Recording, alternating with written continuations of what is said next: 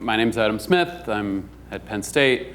I'll be talking about the privacy of secured computations and specifically about privacy in statistical analysis of data sets. It's a small workshop, so feel free to interrupt with questions if you have them. I don't know how familiar this material is to the audience. I assume there's some variety there, and so if I'm going, if you have questions, feel free to stop me and ask. It's a tutorial. It's not meant to. It doesn't matter if I get through everything I have to say. Okay, so hey, my thingy's not working.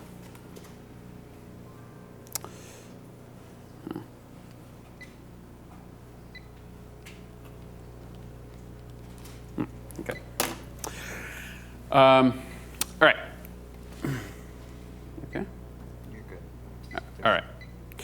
So big data, of course, is everywhere. Every talk on big data has some sentence of the following form. Every second, your sock drawer or fridge or whatever generates ADA or peta or whatever bytes of data about you. And so the interesting thing about big data is not just the fact that it's big. We've had large data sets for a long time, but it's increasingly about people and about very sensitive aspects of our lives. At this point, everyone handles sensitive data of various kinds, and everyone ends up delegating computations on sensitive data to cloud providers and others. And so there's this kind of natural marriage of crypto and big data because we've got all this data to compute on that we're concerned about. And modern crypto offers very powerful tools for dealing with this, everything from zero knowledge and multi-party computation to recent things like program obfuscation and homomorphic encryption. But very broadly, all of these tools have the same kind of general template, which is that they allow you to specify a set of outputs you'd like to reveal, and implicitly a set of parts of the computation that should remain secret. And the idea is that you reveal only the minimal amount of information that's necessary for a particular purpose. And this is formalized in slightly different ways for some of these tools, but they all kind of fit that basic model, and it's a model that's been an extremely powerful one for thinking about security for the last 30 to 40 years. Okay, so one thing to highlight about this model is that it's a model of sort of bright lines between what is of who's allowed to see what, right? There are things that are made public, things that are kept secret, and it's kind of like in the relationship between, say, a psychiatrist and a patient, the conversations, there's a set of people who are allowed to see the content of those conversations, and that consists just of the psychiatrist and the patient, and everybody else should not see anything about them. Okay. So this is our psychiatrist and patient.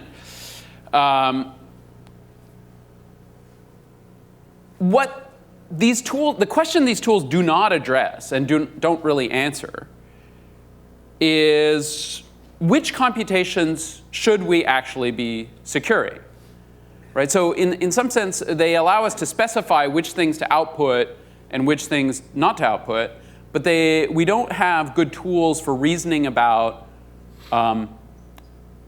when releasing a particular set of outputs is itself leaking too much about something we care about. Okay. So for example, just a simple example, imagine a secure protocol which allows us to compute the average salary in some group of people, among some group of people, let's say in a computer science department, and you happen to run this protocol immediately before and after a given professor resigns, right? So if you do this and you know how many faculty members there are in the department, then you'll know exactly how much that person who just resigned was making at the time they resigned. Okay. So even though it seems like the average salary is a perfectly reasonable thing to compute, and shouldn't tell you too much about individual salaries. It can in sort of set ways that are not obvious a priori. Okay, and so today we're going to look at settings where, in fact, we have to sort of, anytime we release data, we are leaking a little bit of information, and it leads to choices like, we have to choose to release some data essentially at the expense of others, and we have fairly subtle choices to make. And so, unfortunately, it kind of shows us that this relationship between cryptography and big data has a little more pathos to it than we might originally have hoped, like many relationships. Right. Okay. So, okay, so this is our question. Which computation should we be securing? So this is, in some sense, on one hand, it's a social decision, right? I mean, it's not something that technology or technologists alone are going to be able to answer. On the other hand, just saying it's a social decision, while that's true, it's a little bit like sticking your head in the sand. That is, as a community, the technical researchers, people like at least me and probably most of you, can actually offer a lot of tools to reason about the security of computation and inform these sort of social decisions that we have to make in terms of what things are okay to release, how much privacy we want. And essentially, we, as a technical community, what we change is the kind of the curve that's available for trade-offs between privacy and security. It's usually not a one-dimensional thing, but the surface of options we have. And so we also offer specific ways to think about privacy or security and to measure it. And this is something I'd like to encourage the community to do more of. Okay, so in this talk, I'll mostly be focusing on privacy and statistical databases. But maybe a good question to have in mind for the talk is where else can technical insights be valuable? Okay, I'll let you think about it. I'm going to see if replugging my clicker is going to help me. I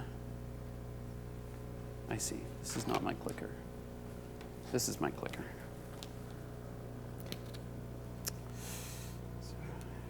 Aha, wow. All right. There were two identical devices on the podium. Okay, so this talk, privacy and statistical databases. Here's a setting we're going to discuss for the next 45 minutes or so. We've got a bunch of individuals who contribute data. So each individual contributes some data to a collection that's maintained by a curator. And this curator wants to make this data as available as possible for statistical analysis. Be it by government researchers, business, or whoever, or perhaps somebody who's really trying to learn the data and not learn about the world via the data. This is sort of a common abstraction for lots of collections of sensitive information. Imagine census data, national security data, public health data, social networks, recommendation systems, search records, whatever you want. All these things that Kathy mentioned in her remarks a few minutes ago. Okay, so that's our basic setting, and we have two fundamentally conflicting goals. On one hand, we want users to be able to extract somehow aggregate information about this data set, to learn about the world via this data set. For example, to learn the effect of a particular drug on diabetes patients, or something more modest, like what kind of people want to buy the product I'm selling. On the other hand, we've got some sort of privacy constraint here, which is that this data is about individuals, and we're not comfortable with sort of publishing it in the clear. It affects them in various ways. And so we've got some sort of constraint of privacy. And I put this in quotes because it's sort of less obvious what exactly this means. So the question that we'll be addressing for the next little while is how can we define these two goals precisely? So in some sense, utility is what we're used to thinking about, right? So utility, broadly speaking, of a statistical data set is how much you can figure out about the population from which that data set was drawn from your interactions with the data set. Privacy, on the other hand, is less obvious how to formulate. And this is a problem that's been studied in one form or another in statistics, data mining, and databases for a long time, since the 1960s. Relatively recently, we've had some advances on more rigorous approaches to defining the problem and thinking about it. OK, so this is a quick outline of the talk. Again, I'm not sure I'll have much time to spend on the last part. We'll see. But I'd like to sort of talk a little bit about why this problem is challenging and take the opportunity to give a little bit of a taxonomy of attacks on private data. You saw a little bit of this in Tom Ristenpart's talk yesterday. So with any luck, there won't be too much redundancy. I'll talk about differential privacy specifically and what it means, what it doesn't, as a way of sort of formalizing one aspect of this question. And then I'll talk about connections between differential privacy and some other areas of science. All right, so why is this challenging? OK, in a nutshell, what makes the problem challenging, what it makes it tricky to reason about privacy in statistical data sets, is that there may be all this other information out there apart from the data set we have. So we collect some data, we're trying to kind of make it available, but then the people who have access, who are learning things about this data, also have access to related things, the internet, their own social networks, or maybe even other anonymized data sets. And we can't assume we know these external information. Never mind, we can't assume we know the external information sources that are available today, never mind the ones that will be available tomorrow or next month. And so making data anonymous is actually quite tricky. And kind of a broad rule of thumb is that it fails. Okay, anonymous data often isn't. OK, so let me explain a few things about a few of the kinds of ways things can go wrong. So I'll kind of go through re-identification attacks, reconstruction attacks, membership tests, and correlation attacks. I'll explain what these are, and then we'll come back to this slide. OK, a re-identification attack is our sort of first simplest category. A great example was provided by Arvind Narayanan and Vitaly Shmadakov back when neither of them lived in New York. So back in 2006 or so, Netflix released some anonymized data for the purposes of running a competition. The data consisted of movie ratings for a bunch of different users and a bunch of different movies. And these were anonymized in the sense that usernames were removed. They were replaced with random identifiers. And there was a little bit of additional perturbation. But basically, it was just the raw data with names and stuff stripped off. The observation that Vitaly and Arvind made was that, well, there's this other source of data out there, which is a website called IMDb, where people create accounts with their real names, generally, and discuss movies. There's likely to be a correlation between the movies people discuss on IMDb and this anonymized Netflix data. And indeed, that's exactly what they found. They found that by looking for sort of similar rows in these data sets, they could re-identify big chunks of this Netflix data set and figure out who these people were. And one of the things that's interesting about this is that on IMDb, you discuss the movies you want everybody to know you watched. And on Netflix, you rent, well, all the movies you watch, right, up to some approximation. And so there were many examples of people who rented movies that were on more sort sort of sensitive or political or religious topics that never made it into the IMDb discussions, right? And which you could learn about by re-identifying them. And one like random little factoid, on average it takes about 4 movie ratings to uniquely identify a user in this sort of Netflix data, meaning there exist, most of us watch some rarely watched movies, and a few of those will uniquely identify you. All right, whoops, sorry. Okay, and so that's just an example.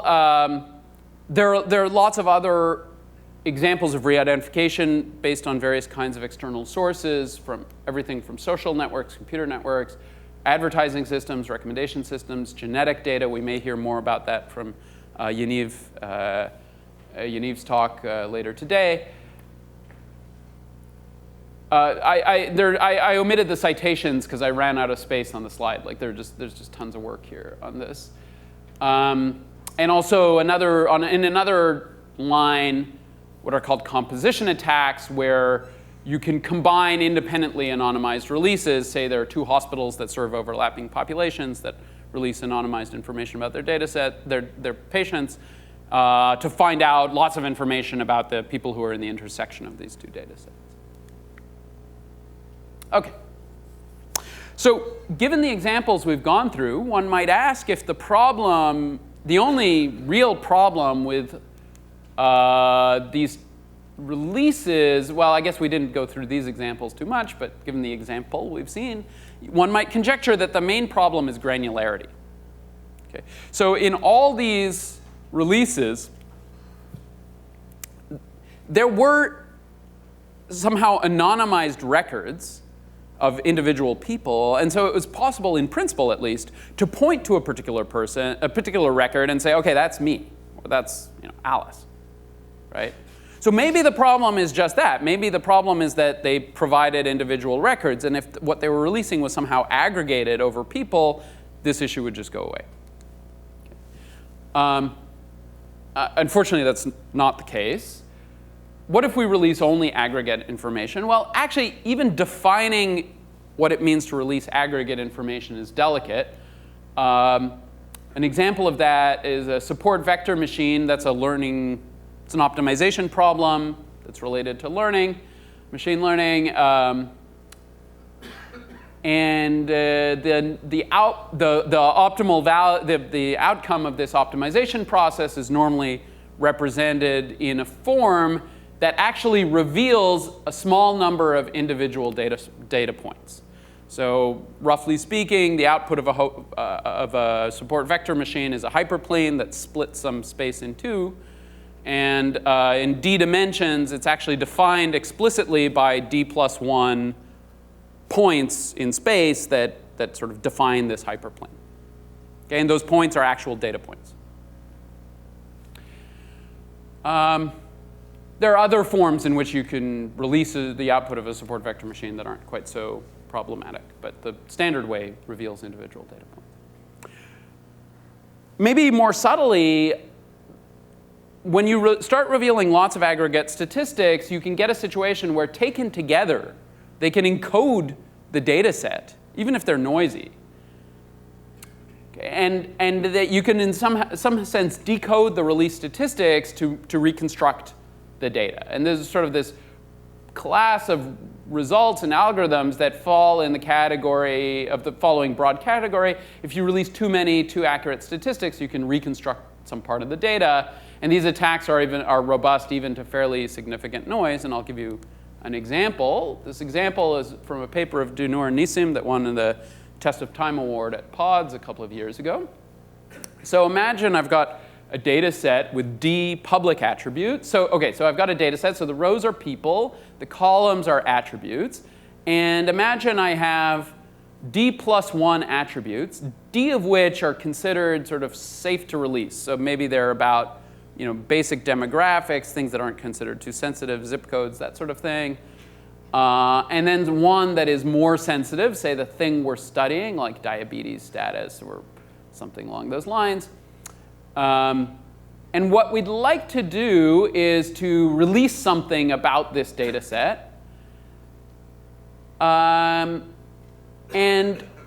we're really interested in giving people information about how this sensitive attribute relates to these seemingly less sensitive attributes. So what we're interested in is releasing something that essentially allows me to figure out how y is correlated to each of these columns, a sub I. Okay, so suppose that the release reveals these correlations, and specifically, let's just assume for simplicity that what I can learn from the release is the inner product between the vector a sub I and the vector y, assuming these are, say, binary attributes. Okay? So essentially, every measure of correlation of binary variables boils down to an inner product. And so if I learn this inner product up to some error, and that error is not too big, about square root of n out of a possible n, if it's less than square root of n, and under assuming these AIs are sort of randomly distributed, and the dimension is at this should be at least 4n. I'm sorry, the inequality goes the wrong way. As long as I have more data than I have people, more dimensions than I have people, then in fact from this release you can reconstruct this secret vector y essentially in its entirety. Okay, you can reconstruct all but little o of n entries of y.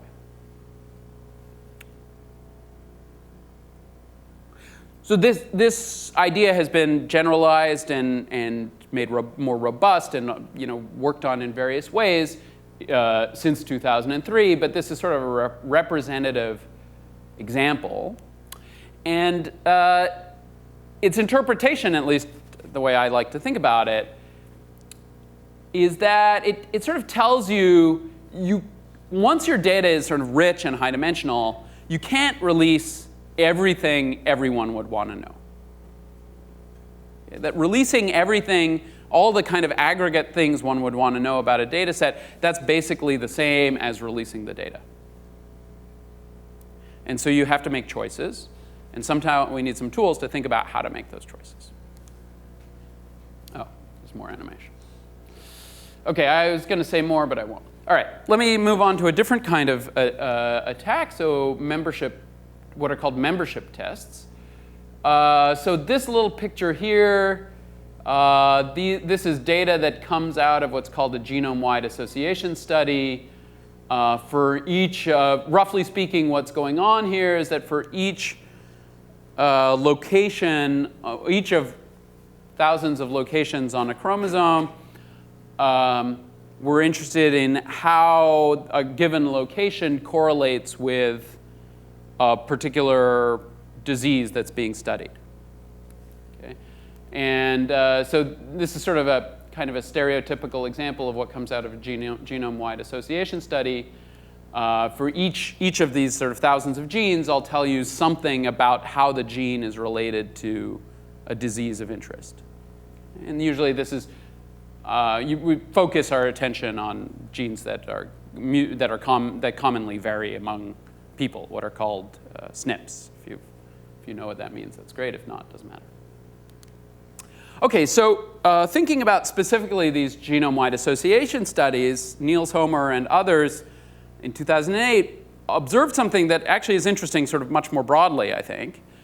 They said, well, if you release exact summaries of this form, exact very high-dimensional summaries of a data set, they allow an attacker with knowledge of the population from which the data set was drawn to test if a particular person was in the data set or not.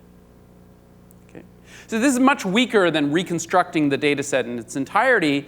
And indeed, so this Homer et al. Attack applies in a setting where you can show it's impossible to reconstruct. There's not enough information to reconstruct the data in its entirety. But you can still figure out fairly interesting and sensitive information. In this case, exactly whether or not not exactly, but with high confidence whether or not a particular person is in that data set. So for example, once you know somebody participated in a clinical study, you might easily be able to figure out if they were what's called a case or a control, meaning if they had the disease or didn't. Okay. And this applies much more broadly than just genetic data. Membership in a data set can be very sensitive. Think about maybe a no-fly list. Think about census data that's census surveys, not the decennial census, but more focused surveys. And basically, it allows you to learn lots of stuff about people when statistics are, say broken down by subpopulations. And roughly speaking, allows you to figure out which subpopulation someone belongs to. And recently, these types of tests have come under more investigation. So I'll tell you a little bit about a work I have with Cynthia Dwork and Thomas Steinke, John Ullman, and Salil Vadan on strengthening this result. So I'll make this a bit more precise. And also yesterday, going by Tom's slides, he told you about some work on what's called model inversion, where they use this sort of basic idea to test from face recognition models whether or not a particular person was in the training data set. OK, so let me tell you a bit more about what Homer et al. Did. This was formalized by Sankararam et al. About a year later. Sankararam, Halperin, Jordan, and Obozinsky, not in that order. So imagine we've got a set of n binary vectors. Okay, so here's our data set. And they come from some distribution P over vectors of length d. Okay? So we've got n people in dimension d. And what we're interested in learning is the proportion of ones that occur in each column of this data set. So for each attribute, the proportion of ones. And it turns out that's actually not so different from that little genome-wide association study picture I had. Those were p-values, which are slightly different from the proportion of ones, but not so different. OK. And now imagine that someone comes along and someone who knows something about, knows some of Alice's data, let's say knows all of Alice's data for simplicity, and they want to test if Alice is in this data set X. Okay. But they don't get to see the data set X. What they get to see are the proportions for each column, whether or not, what they see is for each attribute, how many people in X had a 1 in that position. Okay. So let's say Eve wants to know if Alice is in X. So Eve knows X bar, which is the average, the column averages. Eve knows Alice's data, Z, and we'll assume that either Alice is in X or Alice is like a fresh random person from the population. And Eve gets some additional information about the population, namely a bunch of fresh samples from that distribution. So then what one can show is that if you, sort of using standard statistical tools, Eve can reliably guess if Z is in this data set, roughly as long as D is bigger than N, once you have more dimensions than people. Okay? Even though the only thing that Eve sees, as I said, about X is the averages of the columns.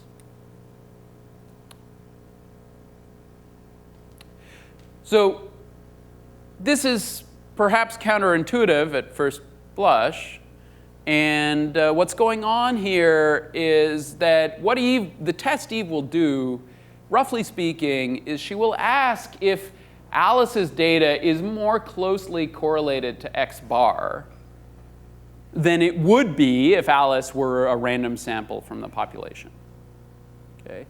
And like at some kind of very crude level, Alice has correlation about 1 over n with each of these attributes. These things add up in just the right way so that when there are more than n of them, I get a strong signal about whether Alice is in the data set or not. So if she's not in the data set, the correlation is 0, no matter how many attributes I have. And when she is in the data set, once there are enough attributes, I get a signal.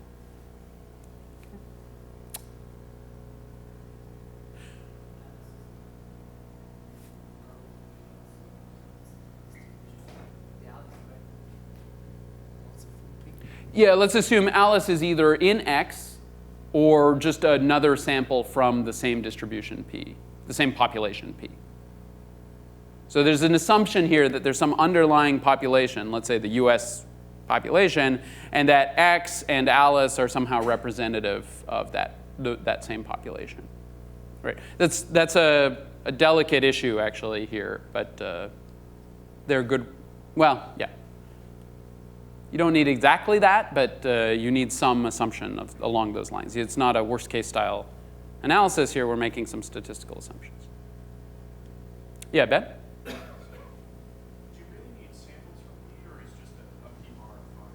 It seems like that's really. Yeah, actually, all you need is the expectation of this. You need to know what's the, you need an approximation to the expectation of X bar on a fresh sample. And then, so multiple attacks you had here have D greater than N or some constant. Is that a reasonable thing in data sets that dimensions that high? Oh, yeah, yeah. I mean, that's why we call big data big. That is, it's big in both the number of people and the sort of richness of the information. But like, genetic data is a great example because it's a pain in the neck to deal with, precisely because it's so high dimensional. There, the dimensions are hundreds to thousands to millions, depending on the study, and the number of people are, in a clinical study is, small, right? In the hundreds at most, generally, maybe thousands if you're lucky. Right. Yeah. Along those lines, how could we get rid of grade when you don't have that assumption? Which assumption? That there's more dimensions than people. Well, you don't. In that case, you're just much less likely to get a strong signal. So you can still devise a test that, when it says yes, is sure that Alice is in the data set, but then you're less likely for it to say yes. The probability that you sort of identify the person you're after goes down exponentially with the ratio of D over N, but when D is less than N, you don't get much here.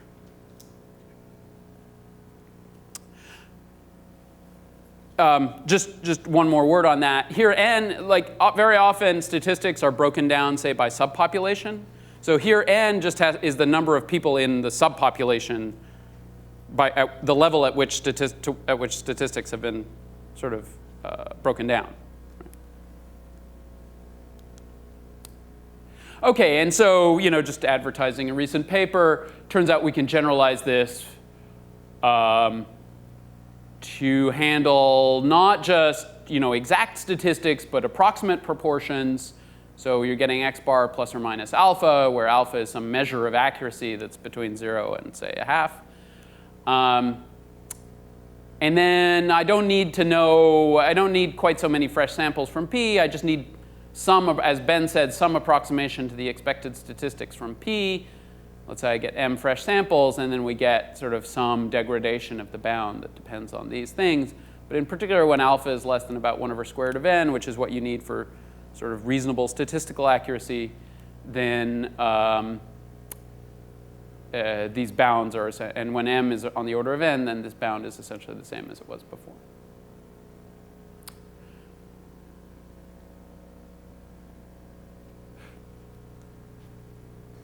And I have some chart, I have some results on this, but you know what? I'm going to skip this. Okay.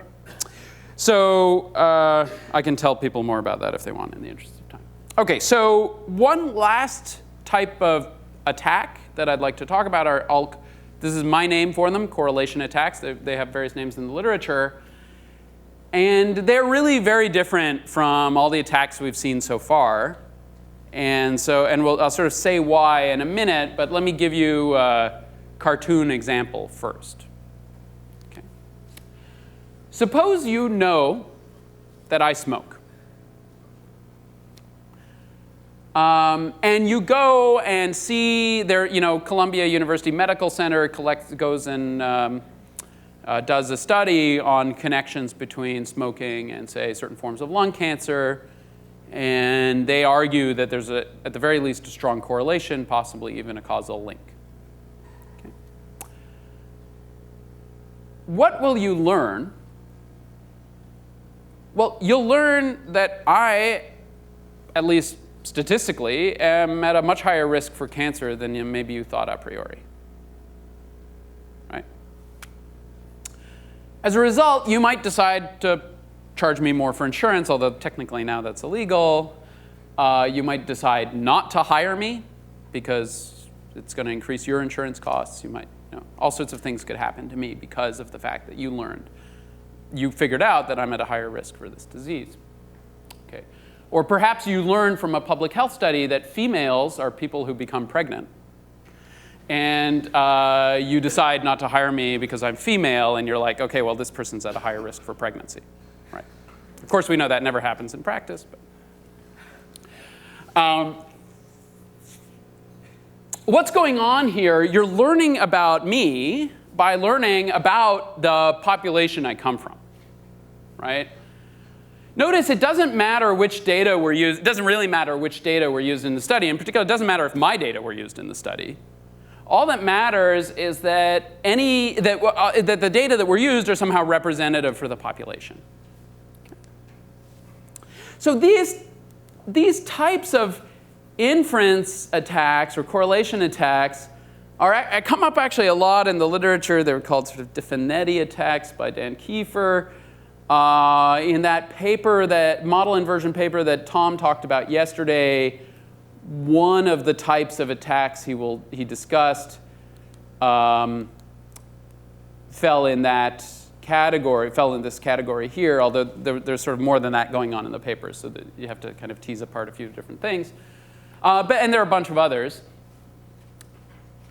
These attacks are sort of basically different because they don't really rely on or imply specific things about individual data, right? And in a sense, they are provably impossible to prevent. So that, such as any statement like provably impossible, comes with qualifiers that I'm not going to go into. Maybe I'll say more in a few minutes. But the basic problem is that the purpose of statistical data is to learn about the underlying population. Right? So if the problem you're getting comes from the fact that you're learning about the underlying population as opposed to the individuals in a study, that's sort of a very different type of issue than a problem such as learning about individuals in the study.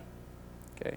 And it's much harder to prevent because it's fundamentally in conflict with the goal of the study. And preventing it requires judgments of the form, some forms of knowledge about the US population are okay and others are not. Okay, and that's a very slippery slope to stand on. Okay. So we saw reidentification attacks, so that's where you sort of pin people down based on external sources. Reconstruction attacks, where you somehow reconstruct a big chunk of the data based on some released information. Membership tests, where you just determine if a specific person is in the data set once you already know a fair amount about them. And then these correlation attacks, which we'll use the smoking and cancer as sort of our prototypical example of. Okay.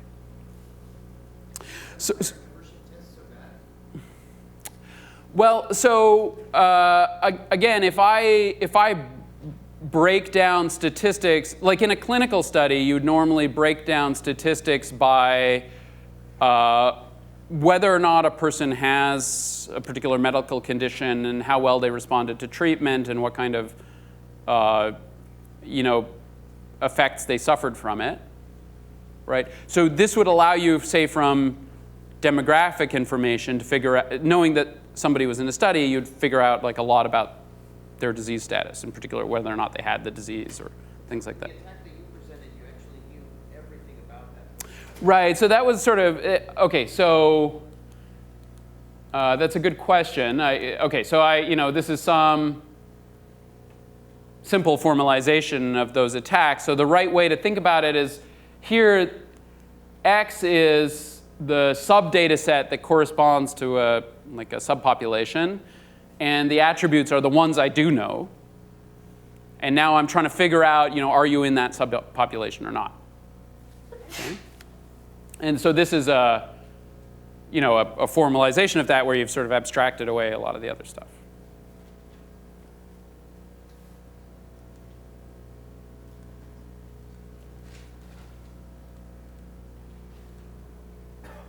Okay, so one of the key things that came up so far is that we sort of need a way to think about, I said defining even what aggregate means is sort of tricky because many statistics taken together, many seemingly aggregate statistics taken together may not be that aggregate.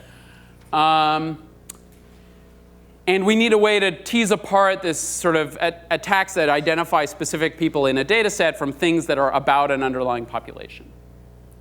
So one attempt to do this is the notion of differential privacy. And there, aggregate is sort of defined in terms of stability to changes in the input in people's data. Differential privacy gives us sort of meaningful guarantees in the presence of arbitrary external information, but I'll explain what those guarantees are. And there's a rich algorithmic and statistical theory that's been built up around it, and that I won't have much time to go into because it's a short talk. But let me sort of say a little bit about that. Anyway, so differential privacy was defined in a paper by Cynthia Dwork, Frank McSherry, Kobi Nassim, and myself, 2006. So, and it actually just occurred to me that I gave the conference talk for that paper at TCC 2006, which might have been in this room. Is that right? It was at Columbia. Right. Okay. Sorry. That hadn't clicked. Okay. No, let's say that paper won the Test of Time Award for TCC. Ah, yes. Okay. Thank you. Right. Yes. It got so. Okay. So. Fortunately, I haven't changed a bit since I first gave the talk, although my hair has. So okay. Okay. So here's the idea. Changes to my data should not be noticeable by users. And so we're going to try to nail down what it means for a particular computation to be private. So the idea will be I'm going to define privacy in terms of how much influence a particular person has on the data set, on the output of the data. And if the output of the process, if the output, whatever is released, is somehow independent of me, then you don't learn too much about me. Okay, so let's sort of pin this down a little more precisely. We'll think of our data set as a list of values in some domain D, list of n values, one for each person. So the domain D could be numbers, it could be categories, tax forms, could be simple or complicated, doesn't really matter. For now, we're going to think of x as a fixed quantity. We're going to sort of have a worst case style definition, and then we'll play with that. But we'll think of the algorithm A as a randomized procedure. So it takes some data set, and it processes and outputs something that's randomized. And that randomness might come from adding noise. It might come from resampling. It might come from like subsampling a part of the data set maybe, or other processes. We'll see a couple. OK, and the basis of the definition is a thought experiment. Imagine what happens if I change one person's data. So I take this data set x1 through xn, and I change x2 to x2 prime. And I'm asking, so that changes this random variable a of x becomes a new random variable a of x prime. And we want to know how different the distributions of those random variables are. Okay. So we'll say that x prime is a neighbor of x. The two data sets are neighbors if they differ in one data point. And the requirement is that neighboring databases induce close distributions on outputs. Namely, we'll say that A is epsilon differentially private. So we've got this parameter epsilon that is a measure of how much information is getting through about me. If for all neighbors x and x prime, for all subsets of outputs, the probability that A of x lies in a particular subset is at most e to the epsilon times the probability of A of x prime lies in the particular subset. Okay. For the purpose of this tutorial, it doesn't really matter that you digest the exact definition, but I'll just believe me when I say the exact definition matters. The exact metric we use to measure changes in the distribution affects how meaningful the guarantees we get are. And I'll say a little bit about that in a minute.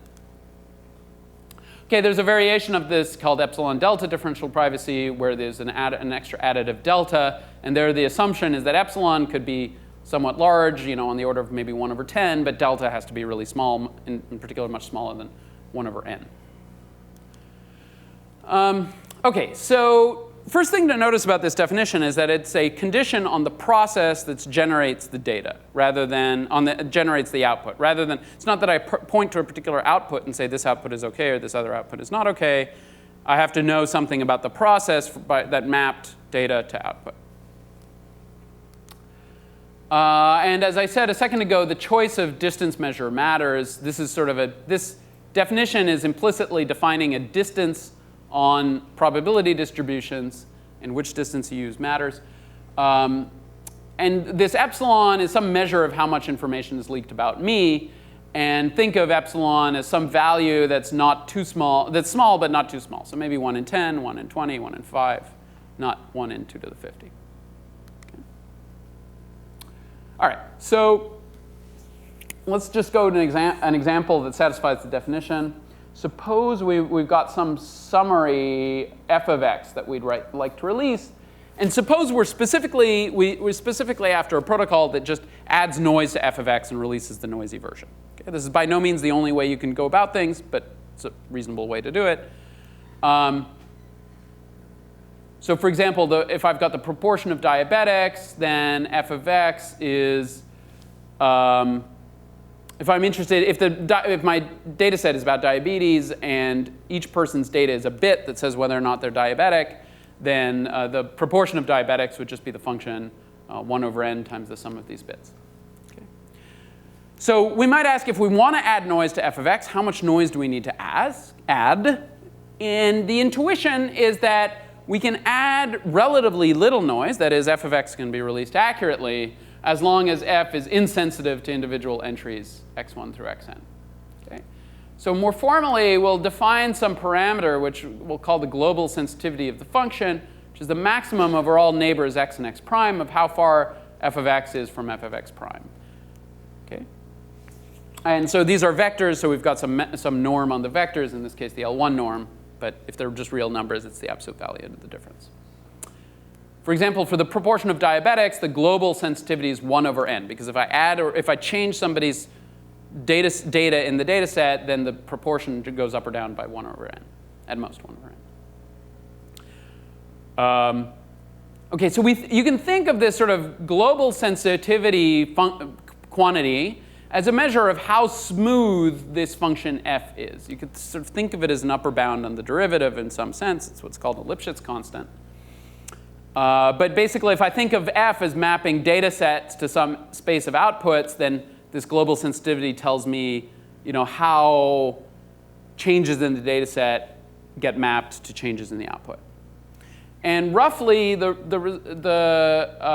you can satisfy differential privacy by adding noise, which is proportional to this measure of sensitivity of the function, this measure of smoothness.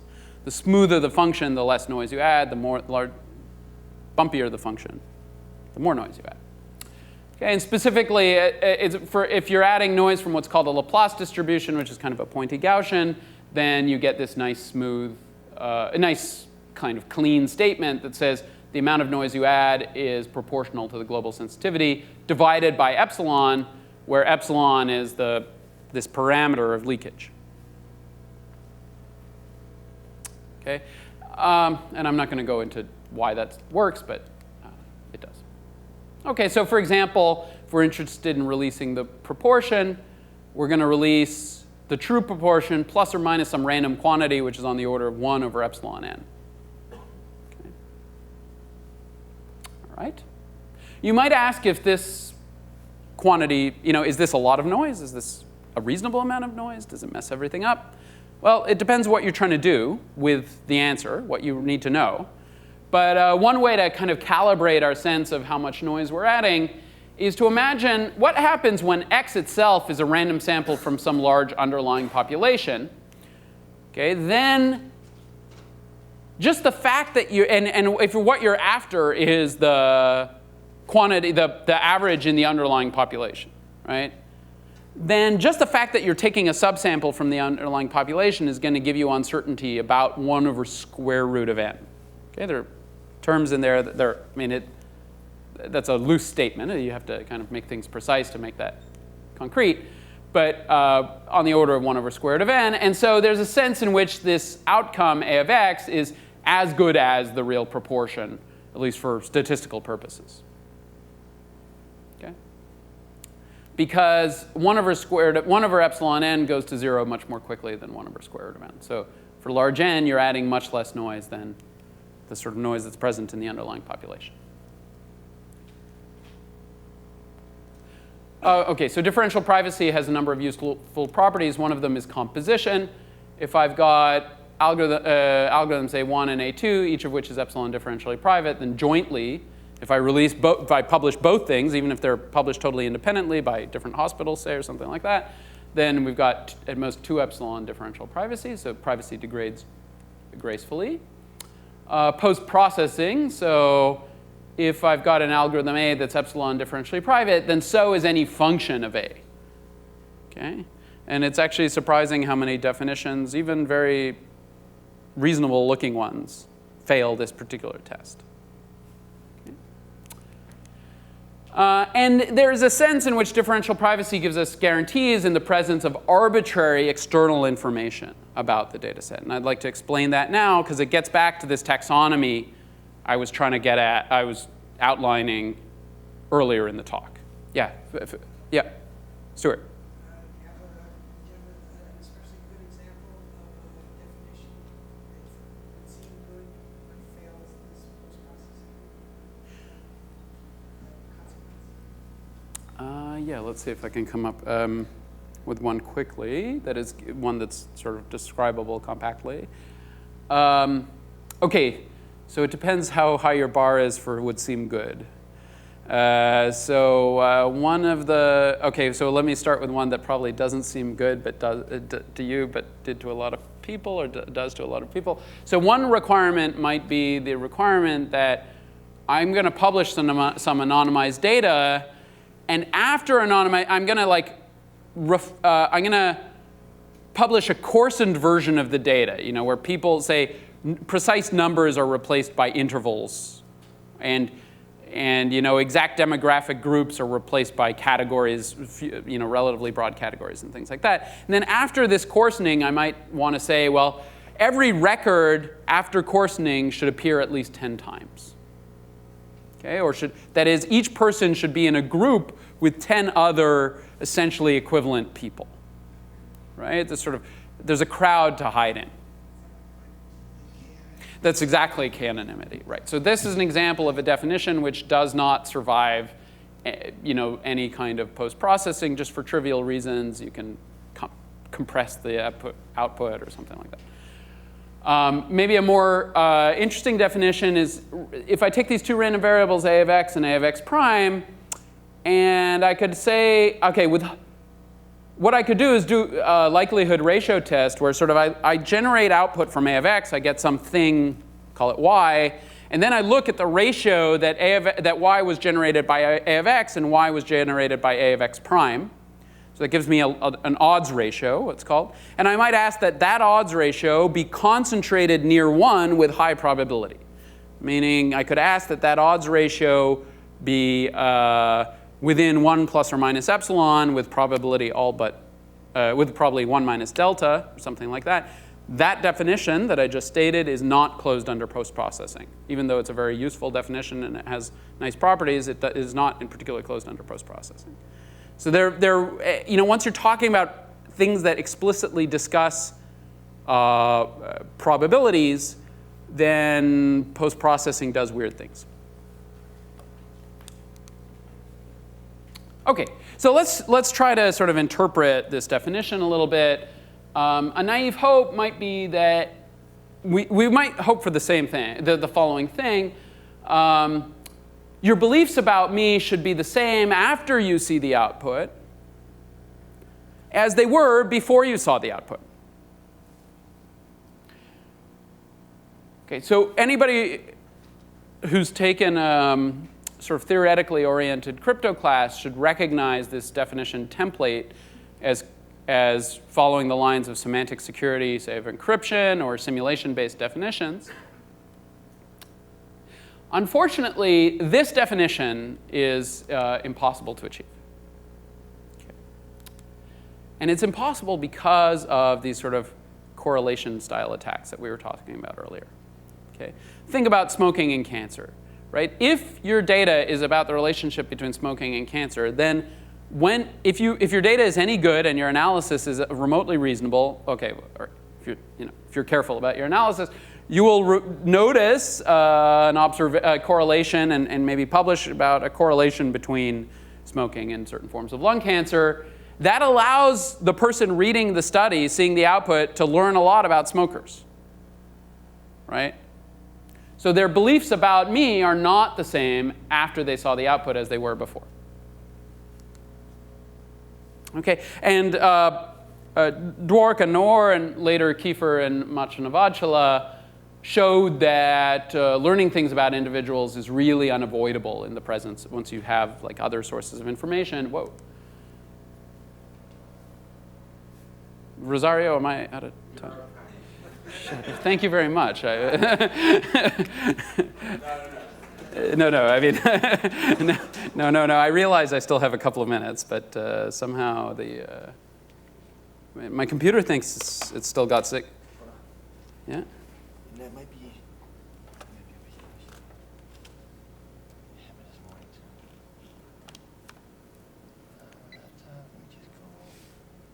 VGA. He's gonna see the PC first, and then wake it up.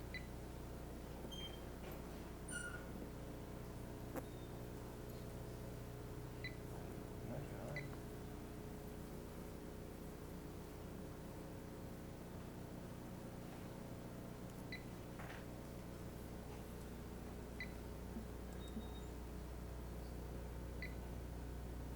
Okay, should be coming.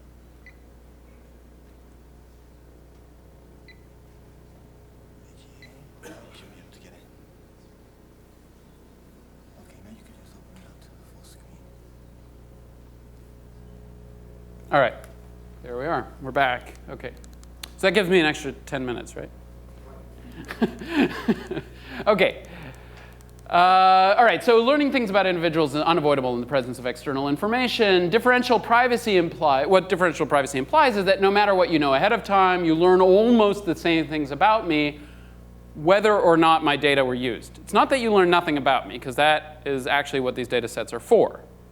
But you learn the same things about me, or almost the same things, whether or not my data are used. So notice this doesn't prevent these sort of correlation attacks I was mentioning earlier, and that's why I kind of separated them out in a different category. What it shows is that that's sort of the only thing you can do. Those are the only attacks that are left to think about. Okay, I'm gonna move quickly because I've got some more things to say. But let me just say that there's sort of a number of variations on this basic approach. People have generalized it in a number of different ways. I think all of which are interesting and worthy of study. And I've written some of these papers myself. And I'm not going to tell you about them because I'm out of time. But it raises this sort of broad question about what can we compute privately, right? So privacy is a change. We've defined privacy as a change in one input that leads to a small change in the output distribution. What computational tasks can we achieve privately? Okay. And there's really tons of recent work on this, and lots of interesting questions. There's no hope I could do a survey of all that work in the context of this talk. Never mind in a minute and a half or whatever I have. But it goes across all sorts of different fields: statistics, data mining, machine learning, which are kind of related. Crypto, but now there are connections to game theory, economics, networking, information theory. It also provides a sort of way. So actually one interesting thing that I'd like to dwell on for a minute is that this natural language interpretation of the definition that I just had on the slide a minute ago, that you learn almost the same things about me whether or not my data are used, this version gives you, in some sense, a policy goal, right? So even if you don't buy the particular formalization, or if you think explaining that formalization, or putting it into a law or a regulation is too specific, what this type of language does give you is a natural language goal that you can articulate and shoot for when you're designing policy. And this has already happened. There's now a number of works on connecting this more closely to policy decisions, both legal and otherwise. Okay, so I'm going to skip ahead. I know.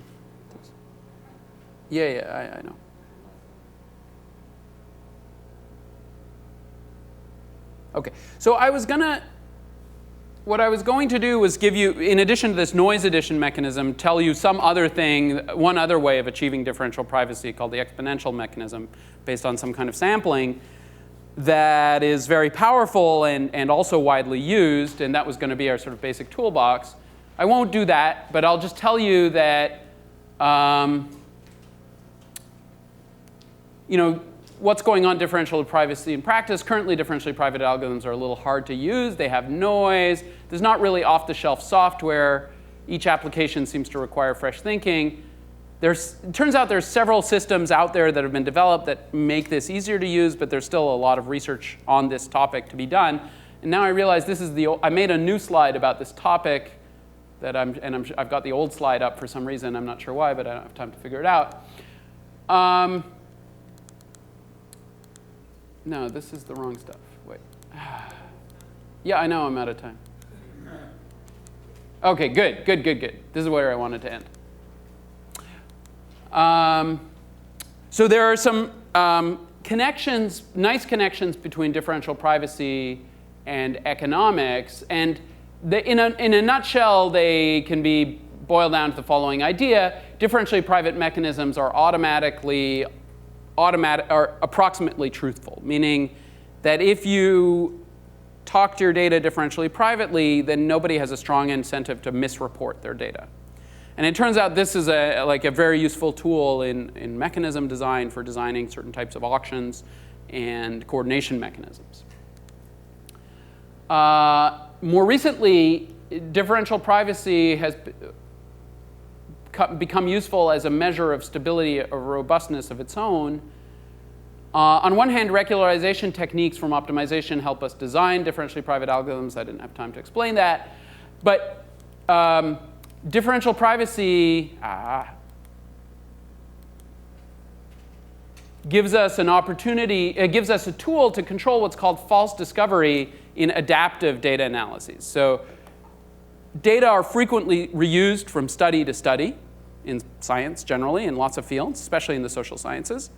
And what happens is the questions you ask in study number 2 or study number 4 depend on the answers that were published and obtained in studies 1, 2, and 3. Okay? And traditional statistical theory actually has very little to say about how you control for overfitting in this type of setting. Okay? Differentially private algorithms give you a way to control this overfitting in some very precise and meaningful way, and they're currently the best tool we have for this particular issue. Okay. All right, I'll stop there. Okay. I sort of judge, can I sneak in one more slide? But I think I'll be done there. Okay, thanks very much.